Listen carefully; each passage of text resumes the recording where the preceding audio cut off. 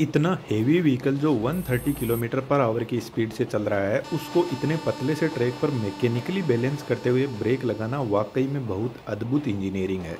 इतनी heavy sparking होती नहीं है ब्रेक लगाते टाइम जितनी हमने दिखाई है, लेकिन इमरजेंसी ब्रेकिंग के टाइम ब्रेक शू से हल्की स्पार्किंग या बहुत ज़्यादा हेवी लोडेड लोकोमोटिव में व्हील स्लिपेज की वजह से स्पार्किंग होती है।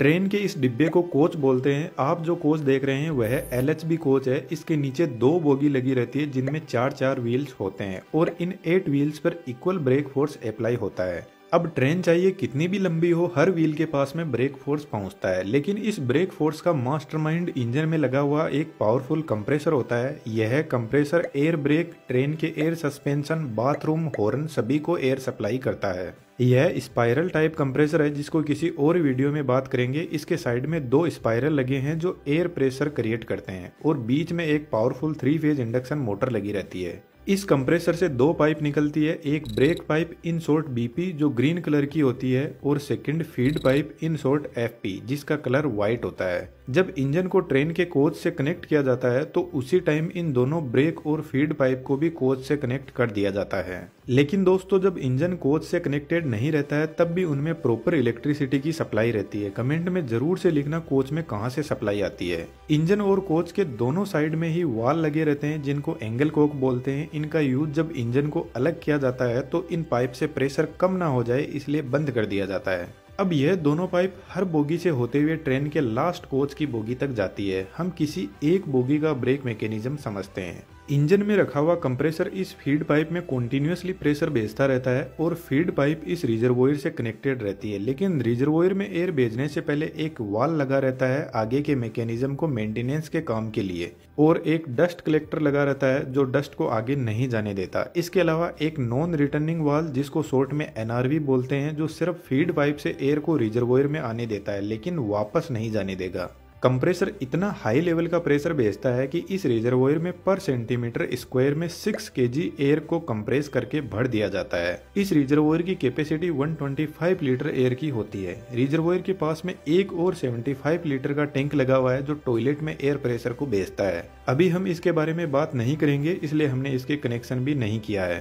तो इस रिजर्वोयर से एयर डिस्ट्रीब्यूटर वाल के पास में पहुंचती है। डिस्ट्रीब्यूटर वाल के अंदर ब्रेक पाइप से भी डायरेक्ट कनेक्शन आता है। ब्रेक पाइप का प्रेशर 5 kg पर सेंटीमीटर स्क्वायर होता है। यह वाल बहुत बेहतरीन तरीके से काम करता है। इस वाल से आउटपुट जो निकलता है वह दोनों बोगी की तरफ एयर प्रेशर को भेजता है ब्रेक एप्लीकेशन के लिए।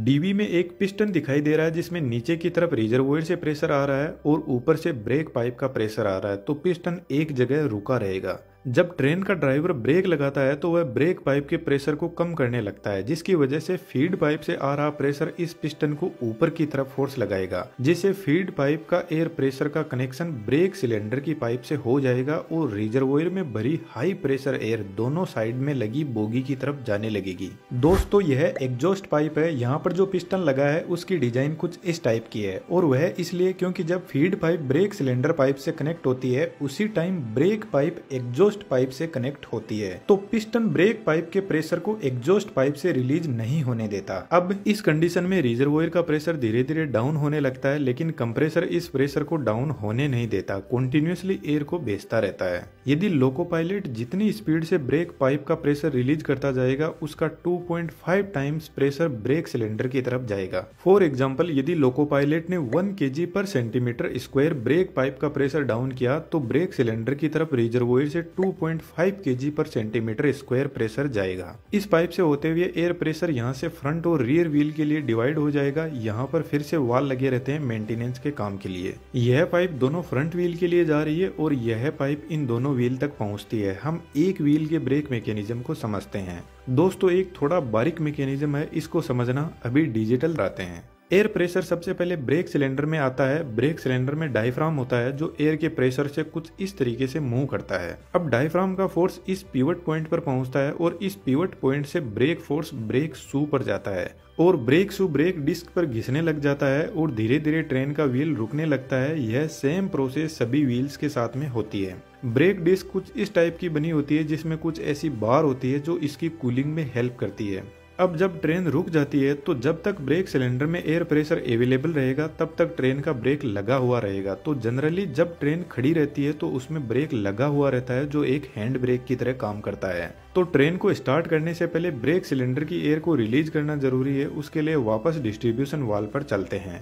जब तक ट्रेन में ब्रेक अप्लाई रहता है तब तक रिजर्वोयर जिसमें एयर फीड पाइप से आती है वह कंटिन्यूअसली इस पिस्टन को ऊपर की तरफ फोर्स लगा के रखती है। लेकिन ब्रेक रिलीज के टाइम कंप्रेसर फिर से ब्रेक पाइप का प्रेशर बढ़ाने लग जाता है और एक कंडीशन आती है जब पिस्टन वापस नीचे की तरफ आने लगेगा, जिससे रिजर्वोयर का कनेक्शन हट जाएगा और ब्रेक सिलेंडर में जो पाइप अब तक प्रेशर भेज रही थी उसका कनेक्शन इस एयर रिलीजिंग पाइप से हो जाएगा। डायफ्राम के पास में एक स्प्रिंग लगी रहती है जो डायफ्राम को वापस नॉर्मल पोजीशन पर आने के लिए फोर्स लगाती रहती है। तो जैसे ही ब्रेक सिलेंडर वाली पाइप का कनेक्शन इससे होगा तो स्प्रिंग ब्रेक सिलेंडर की एयर को पूरी बाहर की तरफ रिलीज कर देगी और ब्रेक रिलीज हो जाएगा। ट्रेन के ब्रेक रिलीज करते टाइम कुछ ऐसी आवाज एयर की हमें सुनाई देती है। डिस्ट्रीब्यूशन वाल्व के पास में एक छोटा टैंक और होता है, इसमें ब्रेक पाइप के प्रेशर को परमानेंटली फीड कर दिया जाता है ताकि जब ब्रेक पाइप का प्रेशर रिड्यूस हो तो डिस्ट्रीब्यूशन वाल्व इस छोटे से टैंक से कंपेयर कर सके कि ब्रेक पाइप का प्रेशर कितना रिड्यूस हुआ है। ट्रेन में एक और ब्रेक होता है हर कोच के अंदर जिसको चेन पुलिंग बोलते हैं। तो जब कोई भी चेन पुलिंग करता है तो एक्चुअल में वह ब्रेक पाइप के प्रेशर को रिलीज कर देता है जिससे ट्रेन में ब्रेक अप्लाई हो जाते हैं। LHB कोच में डिस्क ब्रेक होता है जबकि ICF कोच जो ब्लू कलर के होते हैं उनमें डायरेक्ट व्हील पर ब्रेक फोर्स लगता है। ब्रेक मैकेनिज्म दोनों ही कोच में एक ही जैसा है, लेकिन LHB कोच में ब्रेक सिस्टम के कंट्रोल के लिए एक पूरी कंट्रोल यूनिट होती है। इस यूनिट के पास में 2 ब्रेक इंडिकेटर लगे रहते हैं दोनों साइड की बोगी के लिए। तो जब ट्रेन में ब्रेक अप्लाइड रहता है तो यह रेड कलर का हमें दिखाई देता है और ब्रेक जब रिलीज रहता है तो ग्रीन कलर का इंडिकेशन दिखाई देता है। यह control panel toilet air suspension के लिए भी एयर प्रेशर को सप्लाई करता है।